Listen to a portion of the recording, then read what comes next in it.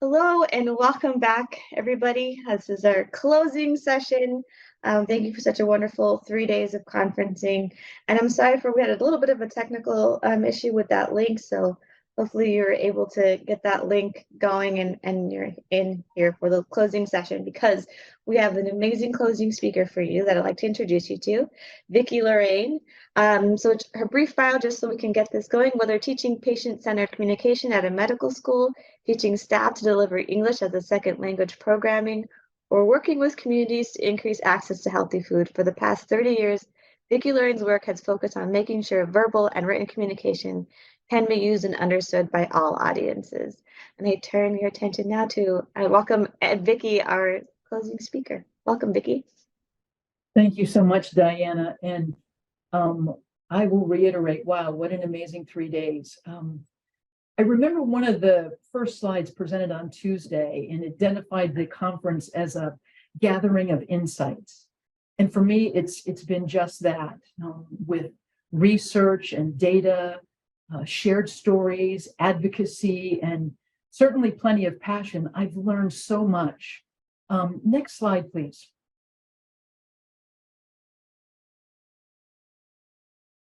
Yeah, certainly new terms and concepts like digital and algorithmic discrimination or digital redlining, and how those practices affect those with the greatest literary challenges, or excuse me, literacy challenges. The next slide. And then there's the concept of social prescribing, collaborative filmmaking, and the pizza box strategies that were talked about, and understanding how these concepts honor the whole person in each of us. Next slide, please. I've listened to a panel of passionate folks share their work and their stories about bringing the best of humanity to maternal and child health in Mississippi, and how just small shifts in the healthcare power dynamics can contribute to improved maternal health outcomes. And then this wonderful quote they included from Shirley Chisholm: "You don't make change by sitting on the sidelines whimpering and complaining. You create change by implementing ideas," which is exactly what the folks in Mississippi have done. And by the way, just as a side note, if you're not familiar with Shirley Chisholm, now there was a woman of courage. She was the first Black woman elected to Congress and the first woman and Black woman to run for president. And I can just about assure you I would have voted for Ms. Chisholm if I had been eligible to vote in 1972 when she ran. So next slide, please. These 3 days have also helped me better understand the role of cultural humility in building trust and in helping us to become family with the communities we serve, and the importance of understanding how the many and different ways we communicate can help bridge that literacy divide. Next slide, please. And then to recognize the role of art as the healer, how music videos, theater, dance, street art, even podcasts can help increase personal and community well-being, how art really becomes the language that we can all understand. Next slide. Then there were the sessions on ChatGPT and empathy, implicit bias. There was communication challenges with older adults and literacy with the deaf community. It was a broad spectrum of information and resources that will advance our understanding of the role health literacy plays in achieving health equity. But most of all, the past 3 days have introduced me to some mighty courageous folks, speaker after speaker, who's climbed that mountain in their work to advance health equity through health literacy. You know, it takes courage, tremendous courage, to do this work, to unwind the discriminatory threads so tightly woven into our society, to advocate and give voice to those who struggle with the written word, to do the hard work of recognizing and confronting our own implicit bias, to day in and day out fight the good fight for inclusive language, and to stand up for and call out systemic and structural racism where and whenever it rears its ugly head. Martin Luther King so poetically spoke to the place within us from where courage must rise. Next slide, please. Courage is an inner resolution to go forward despite obstacles. Cowardice is submissive surrender to circumstances. Courage breeds creativity. Cowardice represses fear and is mastered by it. Cowardice asks the question, is it safe? Expediency asks the question, is it political? Vanity asks the question, is it popular? But conscience asks the question, is it right? Or I love this quote from the Brazilian novelist, it's Paulo Coelho.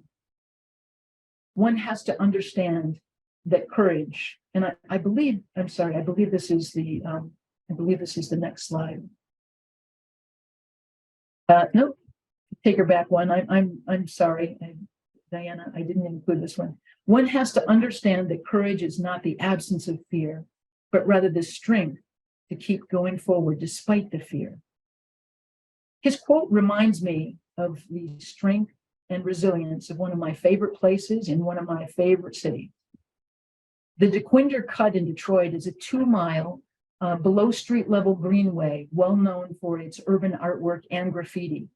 It was a former Grand Trunk Railroad line, and it now features this 20-foot wide paved pathway for pedestrians and bicycle traffic. And over the years, it's become this canvas where artists create reflections on what I call the soul of the city. On what were once overhead railway passes, another language, equally important, is spoken. And I offer up a few of my favorites. Could you go to the next slide, please?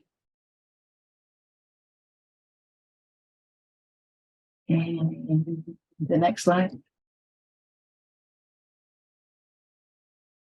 I think I have 2 more there, Diana, the next slide. And that slide there. Thank you. So like these modern day prophets, I encourage you to find your voice, to initiate the courageous conversations that we so desperately need today, to include, to welcome, and honor the many ways that we communicate. The past 3 days have hopefully provided you with plenty of resources to move ahead, the courage to speak your truth, the support of a literacy community that will allow you to be fearless and brave as you grow health equity through your work with health literacy. Find inspiration that speaks to you and then put it front and center. These are some of my favorites. Courage doesn't happen. Whoops, could you go back just a second, Diana? Yeah, I love these. Life shrinks or expands in proportion to one's courage. I love that one. You can go to the next slide. And then I love this one. Courage doesn't always roar. Sometimes courage is a little voice at the end of the day that says, I'll try again tomorrow. And how many times have we done that? Words that remind us to take risks, be resilient, that you don't have to have all the answers to start, and that courage expands our world. Or maybe you'd rather adopt a symbol that reminds you to persevere when the going gets tough. The next slide, please. Like these ancestral symbols of courage, one from the Lakota Indians, the other from the people of Ghana, another from the Chinese, and another from the Mayan. But before we close, and you dive back into your day-to-day world, I invite you to reflect on what you've learned and on this quote from the courageous Martin Luther King Jr. There comes a time when one must take a position that is neither safe, nor political, nor popular, but he must take it because his conscience tells him this is right. So take a deep breath, take some time to determine how and where you'll find the courage to do the work that I say the world is begging you to do. Thank you so much.